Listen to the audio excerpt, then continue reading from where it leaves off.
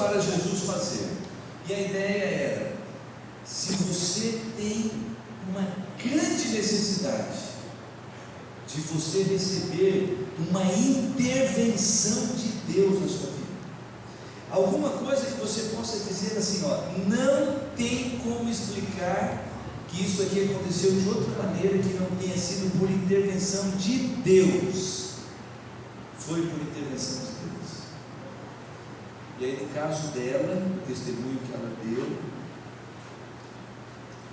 ela e o pastor Edson tiveram um filho, e eles não queriam ter só um filho, e depois de um tempo eles começaram a tentar ter o segundo filho, e não engravidavam, e o tempo foi passando. Meu Deus!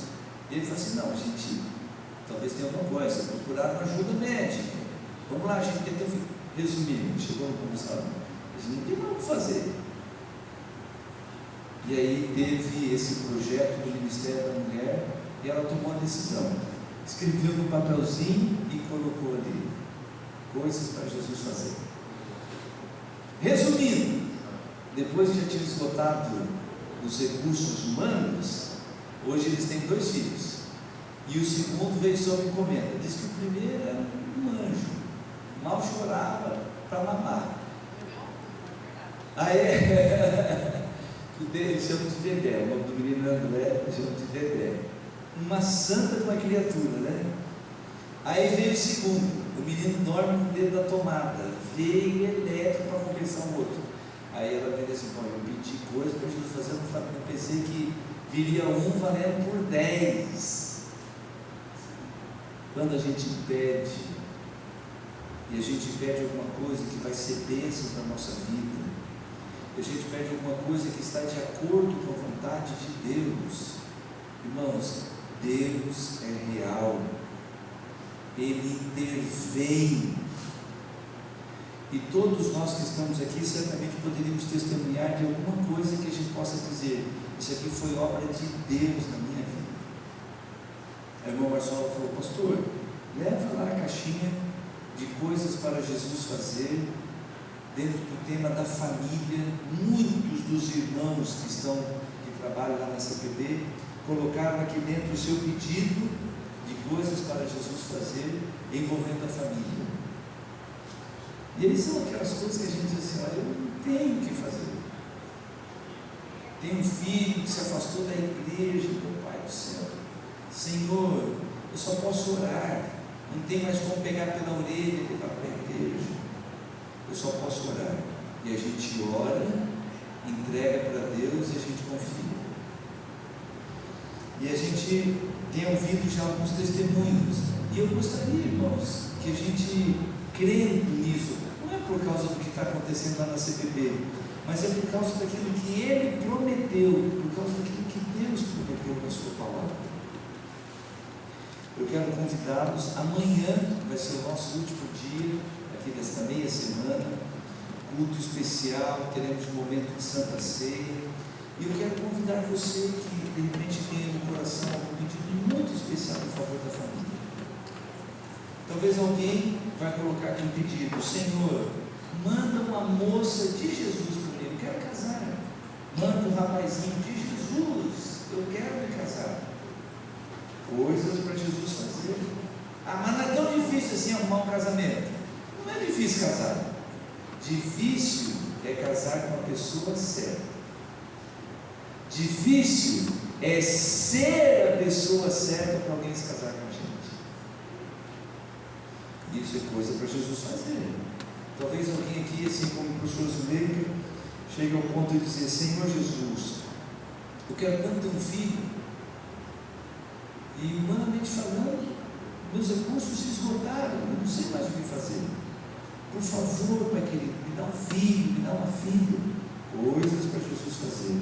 Restaura o meu casamento, muda o meu caráter. Pai do céu, pela maneira como eu fui criado, a minha personalidade, olha que coisa terrível. Senhor, transforma o meu coração. Coisas para Jesus fazer. Eu não sei qual seria o seu pedido, mas pensando na sua realidade, da sua família, se você quiser colocar aqui, é simbólico, mas é muito significativo a gente se render e falar: Senhor, eu te entrego Cristo da vida. Reconheço a minha limitação e eu confio na onipotência. Todas as quintas-feiras, lá na CPB, a gente faz o culto e a oração daquele dia em favor dos pedidos que estão aqui. Então, toda quinta-feira, daqui para o final do ano e mais o próximo ano, nós estaremos orando pelo seu pedido, por sua família, se você quiser que a gente leve para orar lá.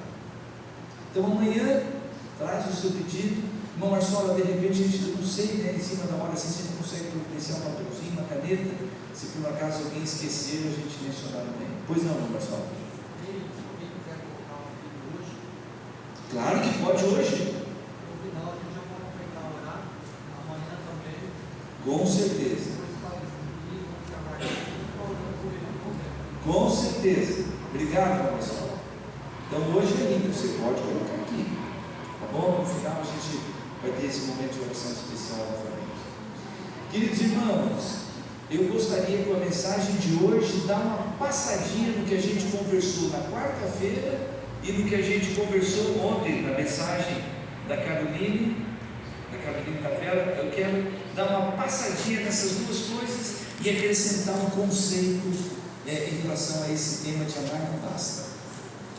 Antes, porém, eu quero convidá-los para nós fazermos mais uma oração. Eu sei que nós já nos ajoelhamos, oramos. Quero convidá-los para fazermos mais uma oração. Gostaria que você tomasse a sua Bíblia nas mãos. Vamos pedir para o Pai do Céu que Ele mande uma mensagenzinha para nós. E vou dar para você um minutinho. Mas ele está começando o sábado. Talvez alguns aqui entraram numa correria aí, essa viradinha do pôr do sol, e não tiveram ainda aquela oportunidade gostosa que a gente tem quando a gente começa o sábado, sabe? Daquela respirar, ufa, o sábado chegou. Então, ainda que é atrasadinho, nós vamos fazer isso agora. Um momento para a gente orar, deixa a gente falar, Senhor, nesse dia, coloca a paz no meu coração, acalma o meu coração, faz a tua obra na minha vida, faz a tua obra na minha família, que seja um sábado de alegria, de bênção, de paz. Podemos orar? E aí nessa oração você pedir, Senhor, manda um recadinho para mim. Depois de um minutinho, eu vou orar aqui da frente, pedindo para o Pai do Céu abençoar a nossa estrutura. Oremos.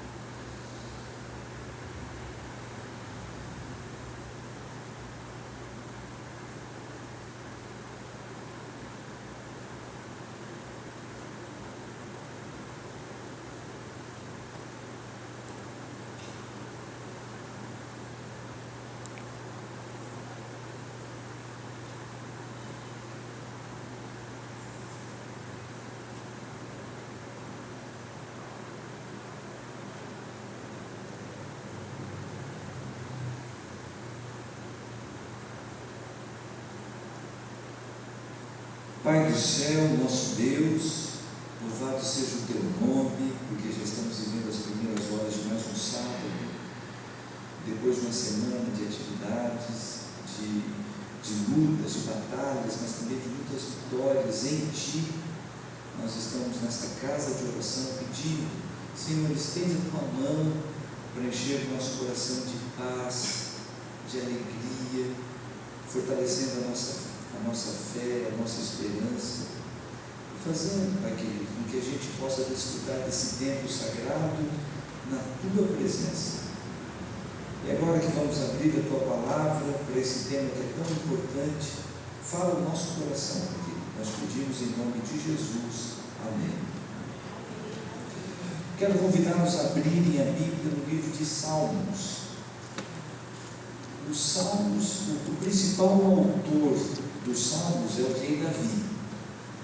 Muitos dos Salmos aqui são de autoria dele, mas ele não foi o único autor. A gente tem Salmos de Moisés, a gente tem Salmos do rei Salomão, a gente tem os Salmos dos filhos de Corá, a gente tem os Salmos de Asaf, o mais famoso depois de Davi, certamente Asaf. E num dos Salmos aqui do rei Salomão, que é o Salmo 127, a gente tem uma mensagem sobre família. E eu gostaria de usar esse texto aqui como base para aquilo que nós vamos conversar.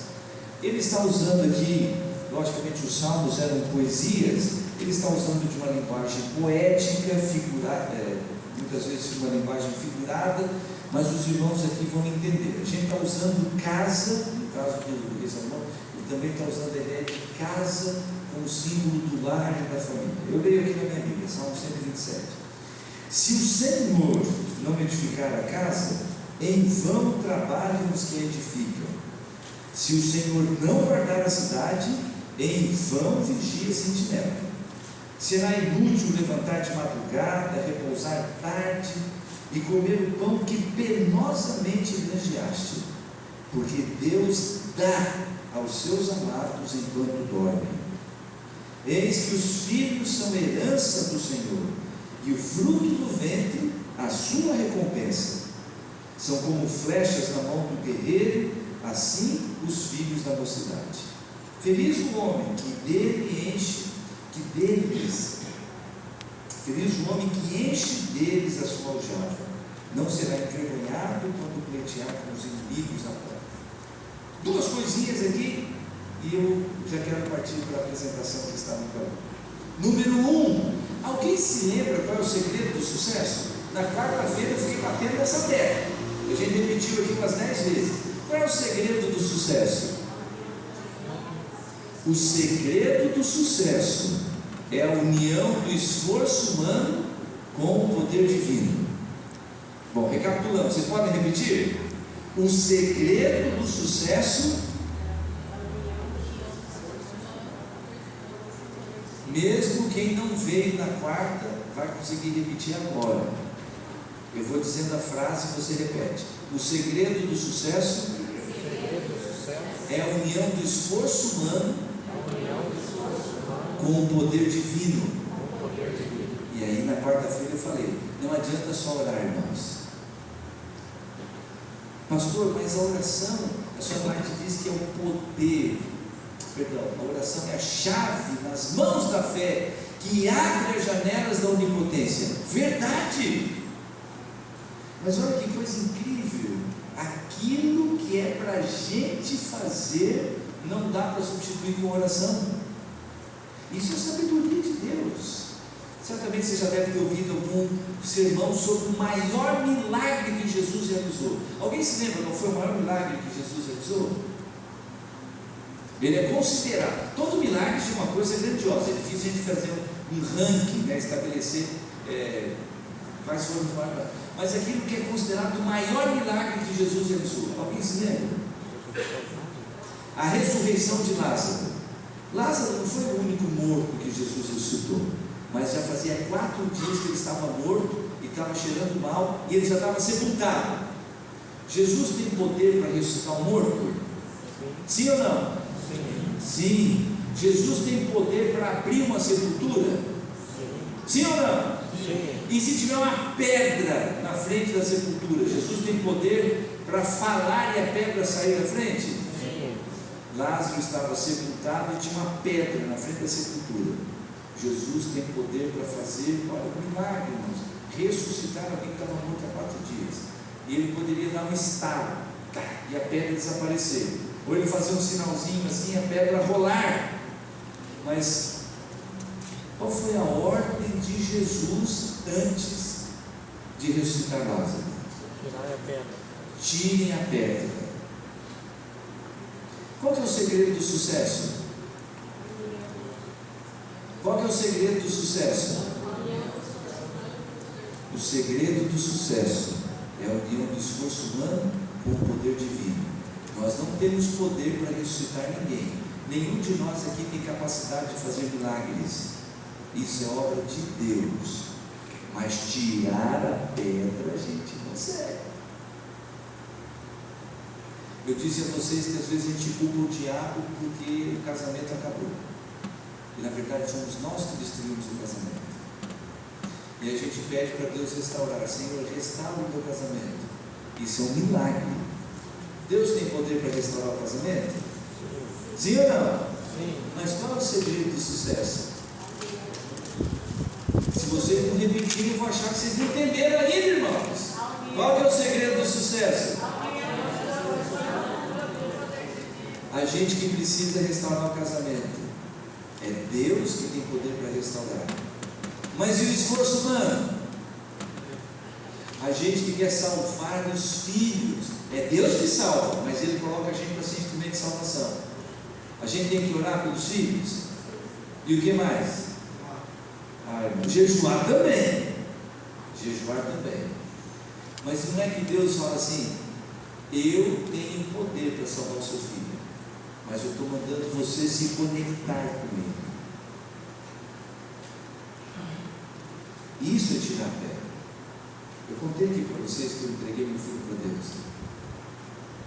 E oração, sendo piedoso: Senhor, essa criança de 5 anos não tem conserto, toma conta, entrega para o Espírito Santo. Não tem como devolver. É Deus que salva, mas Ele me mandou ir ao encontro do meu filho, me mandou sentar no chão para brincar com ele, mandou eu pentear a boneca para minha filha. Essa filha que pregou aqui ontem, ela tinha uma coleçãozinha de boneca. Quantas vezes, eu não sei brincar de boneca, mas pentear cabelo de boneca eu virei especialista. Quantas vezes sentado no chão e penteando o cabelo de boneca, e ela contando as histórias da boneca. Eu falei, vontade de arrancar aquela peruquinha, mas ali, deu para entender? É Deus que salva, mas tem a nossa parte. Você consegue encontrar isso no Salmo 127? Você consegue encontrar o segredo do sucesso no Salmo 127? O rei Salomão está dizendo: se não for o Senhor que vai edificar a casa, em vão trabalham os construtores. Ou seja, nós temos que construir, mas se não for pela obra do Senhor, vai ser em vão. Eu já li 10 livros sobre casamento, eu sei tudo sobre casamento. Se não for Deus, meu amigo, você pode ser doutor, pós-graduado em casamento, não tem como sustentar o casamento. A gente precisa de Deus. Quem é casado aqui sabe o que eu quero dizer. Você precisa de Deus. O dia que o marido diz assim: eu tenho que entender a cabeça da minha mulher, eu já posso adiantar, só com oração, irmãos. Como é que você vai entender a cabeça da mulher? Eu juntando. Como? Ou vice-versa, porque a mulher fala assim: mas o que passa na cabeça desse homem? Agora eu tenho que admitir, a cabeça da mulher é mais complicada. A cabeça do homem tem 2 parafusinhos e pronto. A cabeça da mulher tem 500 parafusos, 200 fios, é complicado o negócio. Aí tem uma historinha de um camarada dizendo assim: estou casado há 35 anos. Quando eu achei que eu já estava entendendo a cabeça da minha mulher, ela mudou de ideia e eu tive que começar tudo de novo. Olha isso. Vai entender a cabeça da mulher? Só com oração. Mas tem um esforço humano. Se não é Deus que vigia a cidade, se não é a proteção de Deus em torno da nossa família, protegendo o nosso lar, os nossos filhos, em vão vigia a sentinela. Vou trancar meus filhos em casa. Literalmente, vou deixar trancado. Quando é pequeno, eu amarro no pé da mesa e depois eu tranco. Quero ver sair. Esse menino não vai se perder. Judiação. O menino sofre e você não tem garantia nenhuma. É Deus que vigia. E aí vai para essa parte que eu acho muito linda. Eis que os filhos são herança do Senhor. É um presente. Aí você vai dizer: mas fui eu que fiz. Sim, mas foi Deus que te deu esse privilégio de você gerar uma vida. Ele gera a vida usando você e a sua esposa, usando você e o seu marido. Isso é um milagre. Agora, quem é pai e mãe tem que olhar para o filho e dizer: presente de Deus. Antes que alguém diga: eu acho que no meu caso é um castigo. Não é castigo, irmãos. Filho sempre é bênção. Ah, pastor, você não conhece o meu. Eu conheço os meus, tenho 3. E eu quero dizer para vocês: filho sempre é bênção, não é castigo, é presente. Pastor, fiquei careca por causa dos meus filhos. Ainda assim é presente de Deus. E o cônjuge?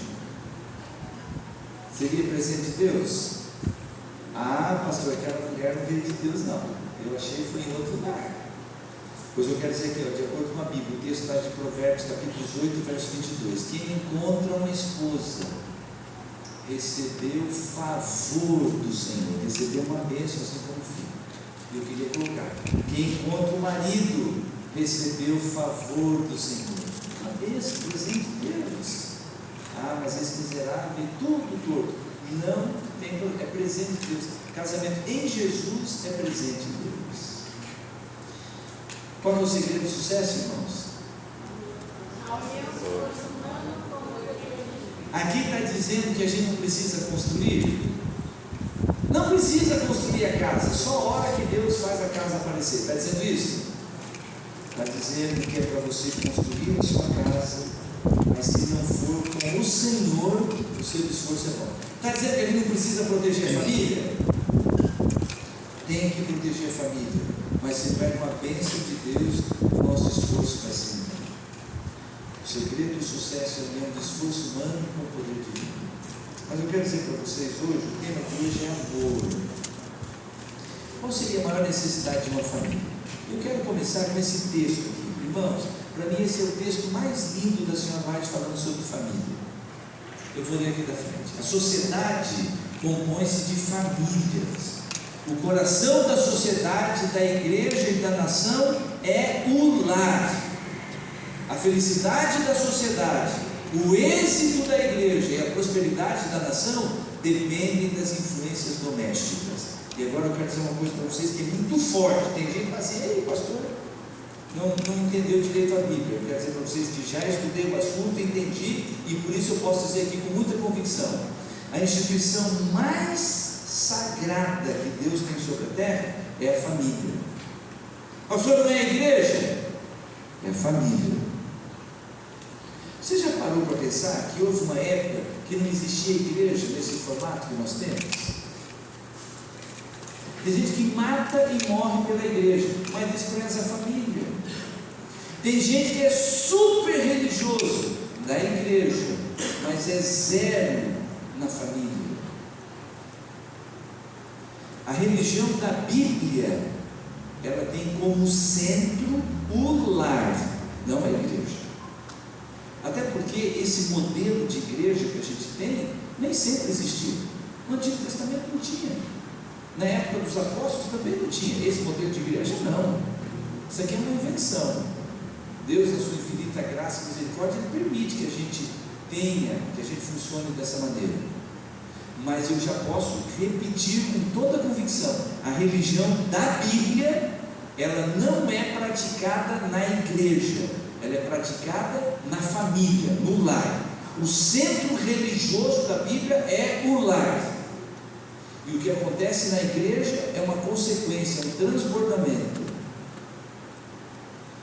E se a prefeitura mandar fechar todas as igrejas? E se tiver pandemia e a gente não puder ir para a igreja? Ah, pastor, tem internet. Não. A religião da Bíblia não depende de internet e nem de um templo. A religião da Bíblia depende de um lugar chamado lar, família. E ao dizer isso, irmãos, fica aquele grande alerta para nós. Não é difícil ser religioso na igreja. Chega sábado de manhã, e é o nosso caso amanhã, né? Ainda mais no dia de Santa Ceia, a gente vem tão bonitinho para a igreja, a gente até fala mais baixinho: irmão, tudo bem, como é que foi a família? Um doce de pessoa. Aí entra dentro de casa e vira um dragão. Conheci uma pessoa lá no Paraná, e ela disse assim: ah, pastor, eu morro de vergonha da minha vizinha, uma mulher. Eu morro de vergonha da minha vizinha. Por quê? Porque ela me vê saindo para a igreja toda semana, com a Bíblia embaixo do braço. Pastor, eu não falta um culto. Eu falei: mas só tem vergonha disso? Não, mas eu tenho vergonha do que eu faço fora da igreja. Pastor, eu sou muito brava. E aí eu grito com meus filhos, eu grito com meu marido, um só. com meu marido e jogo o prato na parede, e os meus filhos saem correndo pedindo socorro, porque a hora que eu perco a cabeça, aí eu faço besteira. Aí imagina a cena, a mulher de Jesus do sábado, com a Bíblia embaixo do braço, e durante a semana moendo todo mundo na pancada e no grito. E ela diz: eu tenho tanta vergonha da minha vizinha. E eu quero dizer para vocês, irmãos, é muito fácil ser crente na igreja. Agora eu vou usar outra frase da senhora White que não está aqui no canal. A senhora White usa a seguinte frase: a verdadeira religião se manifesta no lar.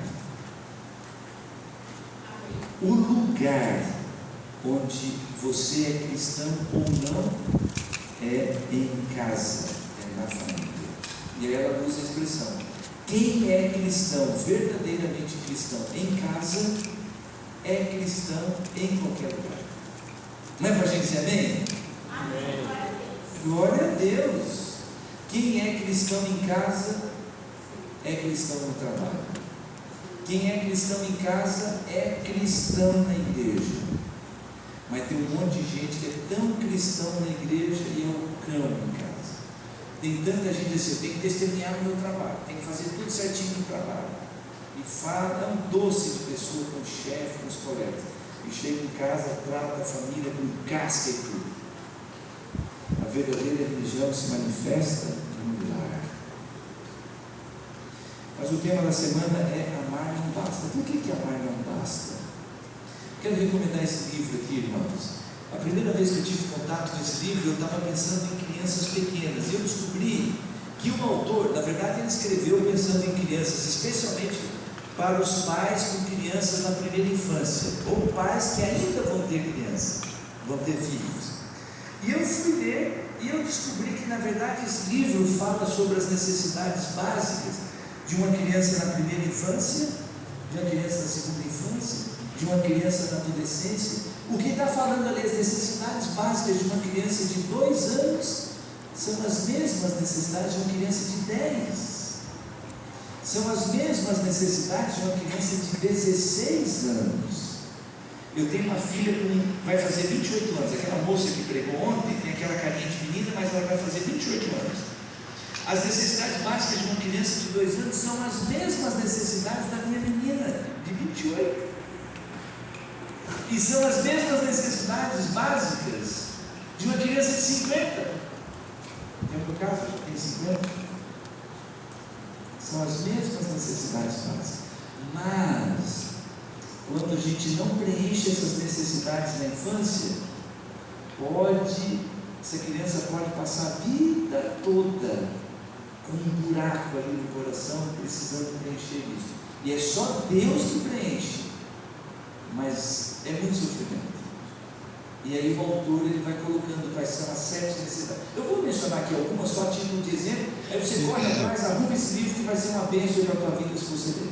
Por exemplo, ele diz que toda criança é carente de valorização. Toda criança, do berço ao túmulo, ela passa a vida carente de ser valorizada. E sabe qual é o caminho mais curto para valorizar uma criança? Me dê uma ideia, como é que eu valorizo uma criança? Eu já posso adiantar que não custa nada. Como? Elogiar. Quanto custa um elogio? Quanto custa um elogio? Para quem oferece não custa nada. Quanto vale um elogio para quem recebe? Quanto vale um elogio? Muito, muito, muito. A sua família inteira é carente de valorização.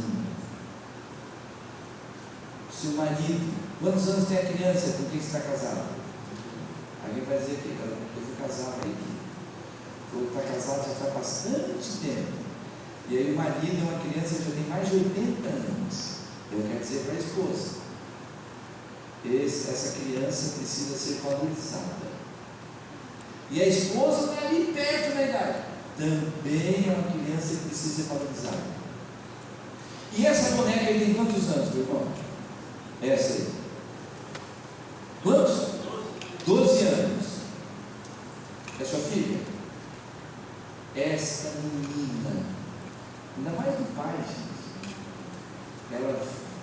tem sede de ser valorizado. Como é teu nome, querido? Jéssica. Nossa, falou de novo.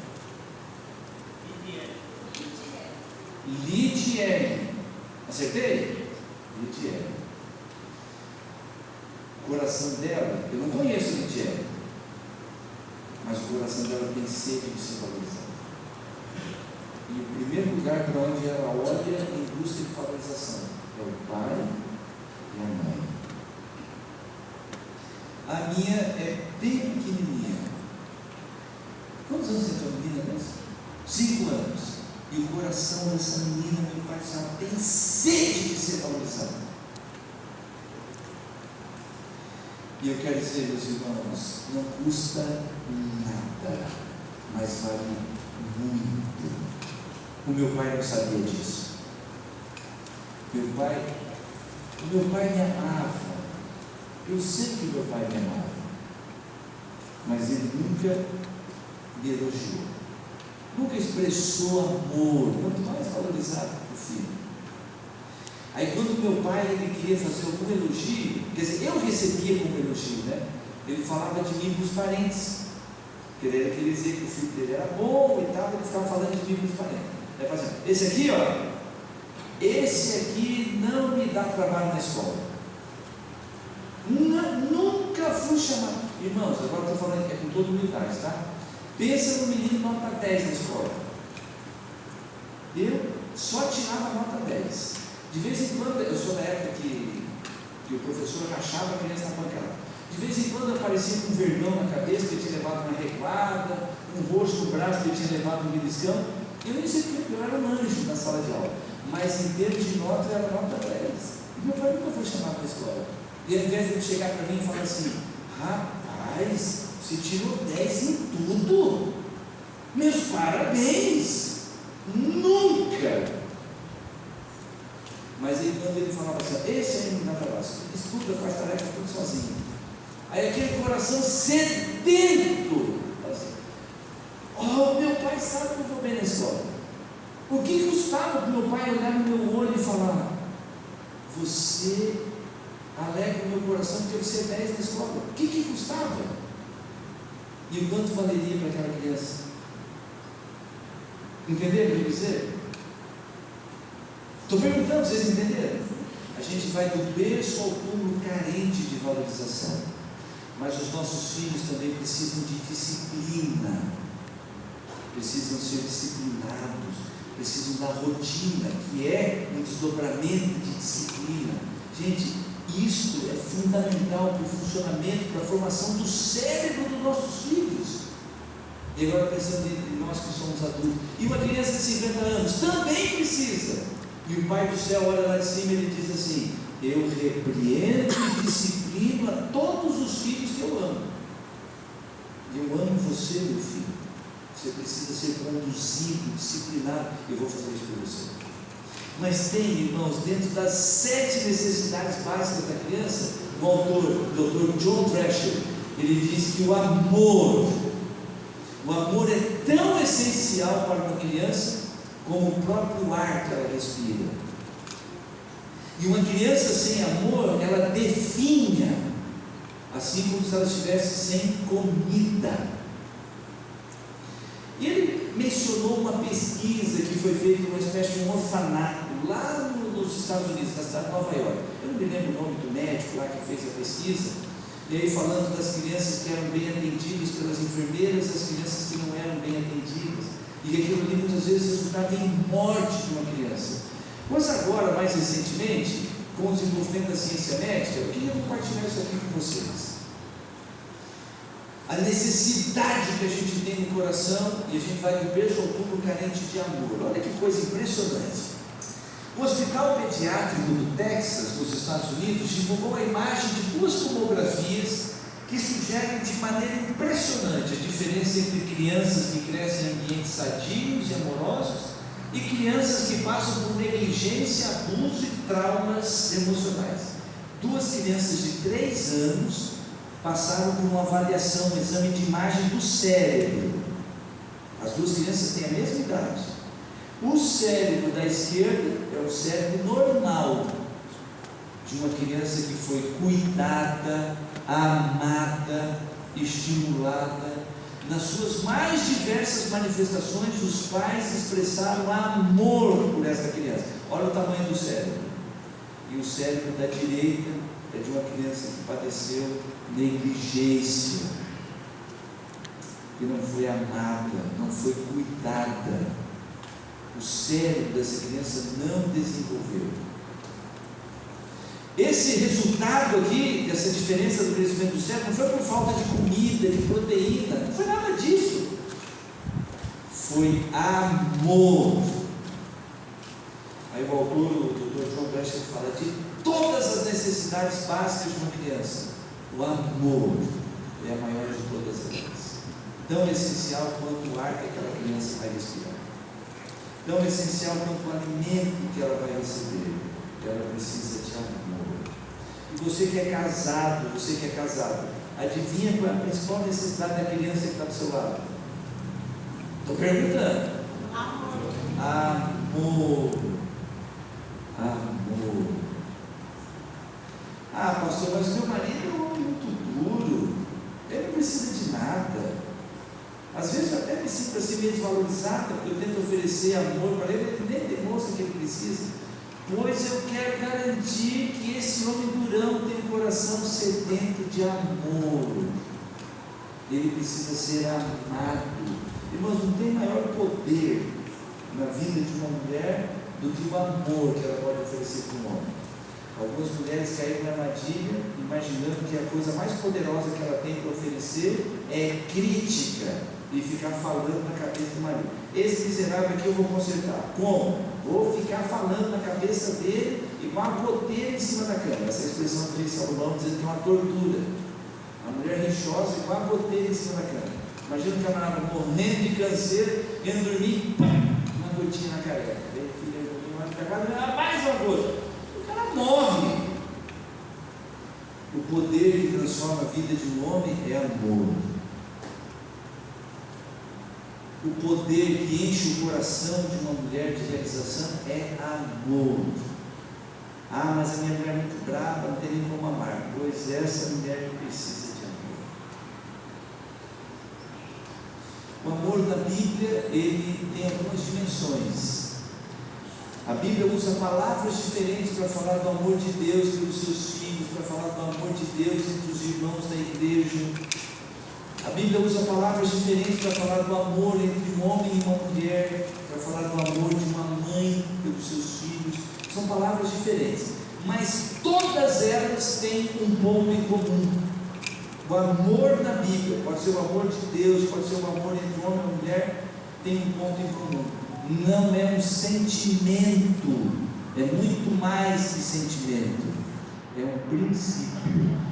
Esta frase não é minha, a frase da senhora White. Amor verdadeiro não é sentimento, é um princípio. Eu quero explicar para vocês o que significa dizer que o amor é um princípio. Todo princípio do reino de Deus necessita de 2 passos. Se você entender isso hoje, eu vou embora feliz da vida. Amor não é sentimento, é um princípio. E todo princípio no reino de Deus exige 2 passos. São esses passos aqui. Vocês conseguem ler? Quais são os passos que todo princípio do reino de Deus carece? Quais são os passos que o amor da Bíblia exige? Passo número 1, pode ler. Decisão. Passo número 2, atitude. Vou simplificar aqui. Um exemplo: perdão. Perdão é um princípio do reino de Deus. Eu preciso dar 2 passos. Passo número 1, eu decido perdoar. Independentemente do meu sentimento, independentemente do que a pessoa fez, eu decido perdoar. Passo número 2, qual que é? Eu vou ter uma atitude de perdão em relação à pessoa que me ofendeu. Isso não depende da pessoa. Decisão e atitude. Princípio do reino de Deus: amor. Envolve 2 passos. Quais são? Decisão e atitude. Eu decido amar. Eu decido amar a minha mulher. E essa tem que ser uma decisão diária, porque senão o amor esfria, o amor morre. Pastor, mas o amor da Bíblia, lá em 1 Coríntios capítulo 13, diz: o amor jamais acaba. Eu disse para vocês, a Bíblia usa palavras diferentes para se referir a diferentes tipos de amor. Esse amor do capítulo 13, de 1 Coríntios, é o amor de Deus, que deve reger todas as relações, mas é um amor de Deus que jamais acaba. Agora, o amor entre um homem e uma mulher, basta você ser casado para você confirmar o que eu vou dizer. Se não tomar a decisão de amar, você vai acordar do lado da sua mulher e vai dizer: não amo mais a minha mulher. Se você não tomar a decisão de amar o seu marido, você vai acordar do lado dele e vai dizer: não amo mais o meu marido. Mas olha qual que é a boa notícia: se o amor da Bíblia é um princípio, para eu amar eu tenho que decidir amar. E qual que é o próximo passo? Atitude. Irmãos, o amor da Bíblia, ele é praticado, não é um sentimento. O amor da Bíblia é uma coisa que a gente pratica. Eu decido amar a minha mulher, eu tenho que praticar amor. Eu decido amar o meu marido e eu tenho que praticar amor. E agora tem uma frase que não está na Bíblia, eu aprendi com um amigo pastor: faça o que é certo, que o sentimento vem. Amor não é sentimento, mas faça o que é certo, decisão de atitude, e o sentimento vem de brinde. E você pode estar casado há 30, 40 anos e ainda sentir, sabe, aquele suspiro, a saudade, a vontade de estar perto, a alegria de estar perto da outra pessoa, que aquele sentimento que aproximou, que colou uma pessoa na outra. Faça o que é certo, que o sentimento vem. O que é certo? 2 passos.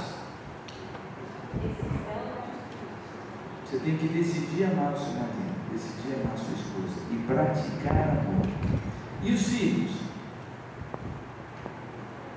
Como é que a gente ama os filhos? Eu disse para vocês: meu pai me amava. Meu pai me amava. Mas ele não me fazia sentir amado. Quando cheguei na minha adolescência, eu tinha raiva do meu pai. Eu achava que meu pai me desprezava. Era um estorvo na minha vida. Aí hoje, com a maturidade que eu tenho, eu penso: não, mas meu pai me amava. Quando ele dizia assim: estou trabalhando igual um cavalo para vocês estudarem,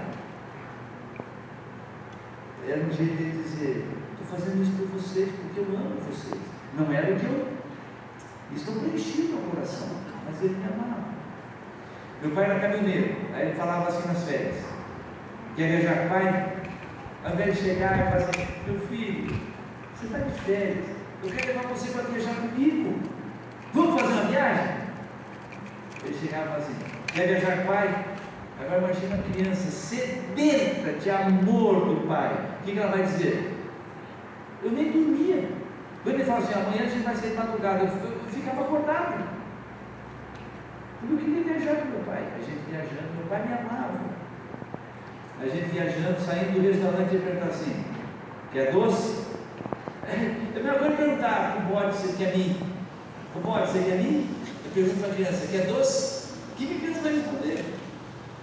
Eu quero. Aí eu já ficava esperando ele oferecer, eu nem pedia. Eu chegava ali na hora de pagar a conta, eu ficava do lado dele esperando assim: quer doce? O que você quer? Meu pai me amava. Mas não era o que preenchia o vazio do meu coração. Mas eu olho para trás e ele me amava. O que faltou para o meu pai? Praticar amor de uma maneira que pudesse preencher o vazio do meu coração. Eu já vou dizer para vocês o que é que preenche o vazio do coração de uma criança e de um casal. Vou pegar o que a doutora Carolina falou ontem. Mas nesse ponto, o amor que vai transformar o ambiente da sua casa não é uma coisa que você sente, é uma coisa que você pratica. Nenhuma família conseguirá usufruir de uma atmosfera de amor no lar simplesmente esperando que algo emotivamente profundo aconteça. O amor tem que ser praticado. eu queria tanto ter uma atmosfera de amor na minha casa, igual da casa do fulano, mas eu não dei sorte. Não, a atmosfera de amor nunca é resultado da sorte. É algo que foi conquistado por decisão e atitude. Para a gente encerrar, o que uma criança precisa? O que um casal precisa para se sentir amado? Todos os membros da família, estou terminando, irmãos. Todos os membros da família esperam e precisam receber mais que amor. Eles precisam estar unidos uns aos outros. Irmãos, o amor, ele é uma coisa natural. A mãe ama o filho. A mãe não ama quando ela é desnaturada, quando ela contraria a natureza. Mas desde que nasce, a mãe abraça aquela criatura e se ela mata alguém por causa daquela criaturinha. Ela ama. O pai ama a sua família, mas a mãe não gosta. Meu pai me amava, mas ele não atendia as necessidades do meu coração, né? Primeira e mais importante delas, ele não estava unido a mim. Vocês lembram ontem a doutora Carolina falando? Conexão. E ela, no sermão de ontem, ela disse, na mensagem, na palestra de ontem, ela disse: a maior demonstração de amor que alguém pode oferecer para alguém da sua família é: eu vejo você, eu estou vendo você como uma pessoa, como um indivíduo, eu me preocupo com o que você pensa, com o que você está sentindo, eu valorizo você a ponto de querer estar conectado com você. Quando um pai para tudo que ele está fazendo para brincar com a criança, sabe qual a mensagem que aquela criança está recebendo? O meu pai me ama. Porque ele está se esforçando para se conectar comigo. Quando o marido convida a mulher para passear, mesmo só para dar uma volta na quadra, vamos dar uma passeadinha? Vamos. Onde é que você vai me levar? Vou levar para dar uma volta. Não quero ir. Não, vamos, você vai gostar. Para gerar conexão, para estar unido. Irmãos, uma das maiores tragédias hoje nas famílias é você ter estranhos morando na mesma casa, muitas vezes o marido e a mulher dormindo na mesma cama, sem nenhuma conexão. Isso é uma tragédia. Ao contrário do amor, a união não é natural. Ela vai exigir decisão, vai exigir tempo, você vai ter que se empenhar para estar unido à sua família e vai precisar de Deus. Eu não conheço famílias genuinamente unidas, muitas pessoas estão genuinamente unidos se não tiver a presença de Deus. Eu não conheço casais que alcançaram o propósito de Deus para o seu casamento sem a presença de Jesus.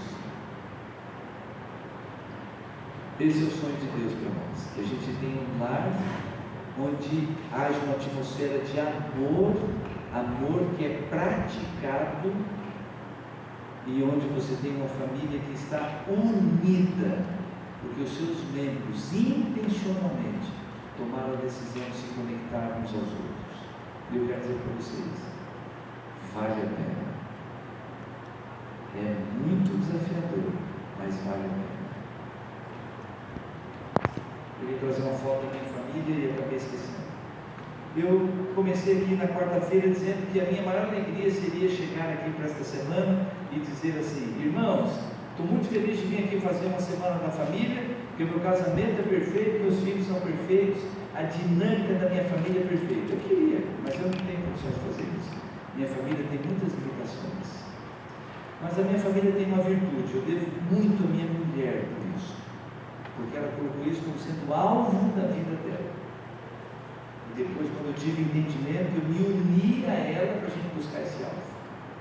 O alvo da minha mulher foi: eu quero ter uma família unida, eu quero estar unida aos meus filhos, eu quero ter um ambiente na minha casa em que nós estejamos unidos. E isso não acontece por acaso, irmãos, como eu escrevi ali. Vai ter preço. no momento mais crucial que eu contei aqui para vocês na quarta-feira, Deus falou: tira a televisão da casa de vocês. E a gente tirou. Eu e minha mulher, a gente desligou a televisão e colocou na área de serviço. Depois de alguns meses é que a televisão voltou para a gente passar desenho da Bíblia para as crianças. Preço tem preço. Mas eu quero dizer para vocês que justamente nessa época, um dia eu trabalhava num colégio, que era o mesmo colégio onde as crianças estudavam.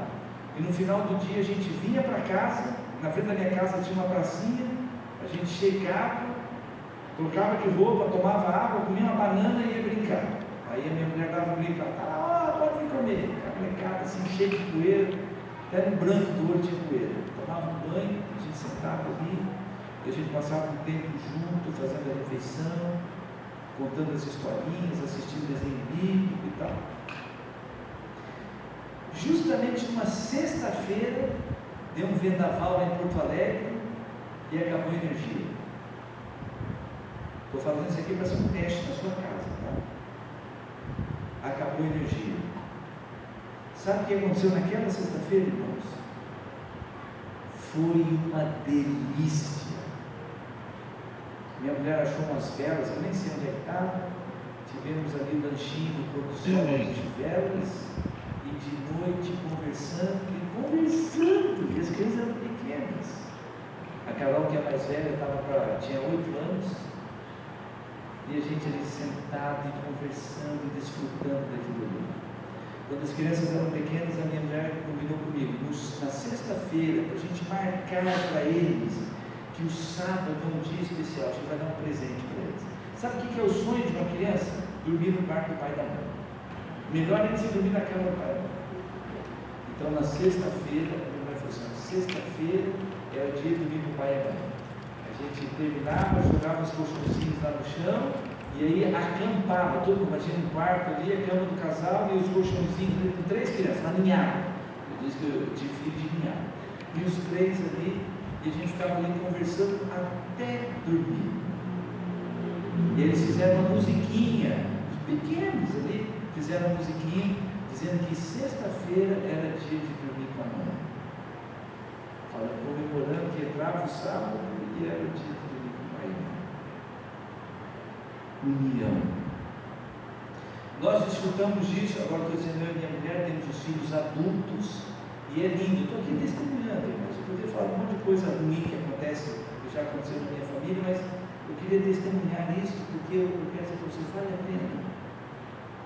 Eu tenho um filho que é casado, ele mora lá no Paraná. É muito lindo ver um homem casado, pai de família, não tem filho ainda, mas está aí, a mulher dele. Aí liga para minha mulher e fica 1 hora no telefone conversando.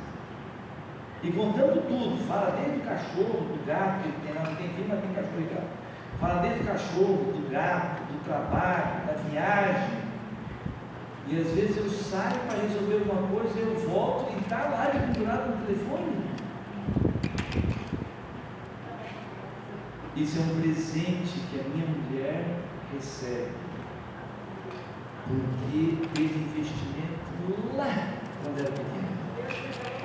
Deus seja louvado.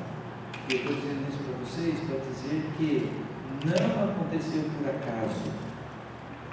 Minha mulher pagou o preço por isso. Mas eu quero dizer para vocês, vale a pena. Vale a pena. Quando a gente tem o privilégio de estar junto, não é só amor. Sabe aquele amor que a gente tem vontade de abraçar, colocar dentro da gente? Não é só amor. Nós estamos unidos. A gente tem a liberdade para conversar sobre o que a gente pensa, sobre o que a gente sente. A gente tem a liberdade para poder dizer um do outro se a gente está triste. Triste, inclusive, com a pessoa. Mas isso foi construído. Amar não basta, porque o amor é muito mais que sentimento. Ele tem que ser praticado. Amar não basta, porque o que a gente realmente precisa é estar unido um ao outro. Desejo isso para a sua família, peço isso para o Pai do Céu, para que Ele nos capacite a desfrutar disso lá na minha família também. Podemos orar? Um minutinho para a gente orar. Isso. O irmão Marçola já tem ali um papelzinho. No final a gente canta um hino, né? Quem é que vai cantar um hino hoje aqui para a gente sair? Tem aquele hino que a gente canta. Então nós vamos combinar o seguinte: nós vamos ter um momento de oração. E você que tem aquele pedido especial, quando a gente for cantar o hino, você já traz e coloca aqui. Amanhã a gente vai ter esse momento de novo e a gente vai ter aquele momento de oração. Eu vou mencionar o pedido que já está aí na sua mão, agora quando nós vamos orar. Coisas para Jesus fazer. Vou dar um minutinho para você falar alguma coisa para o Pai do Céu. Não vou pedir para ninguém se levantar aqui, ou talvez levantar a mão, para você dizer uma coisa para o Pai do Céu. O que você ouviu hoje aqui da palavra de Deus? O que você vai pedir para Ele? Depois de um minutinho de oração silenciosa, eu vou fazer uma oração.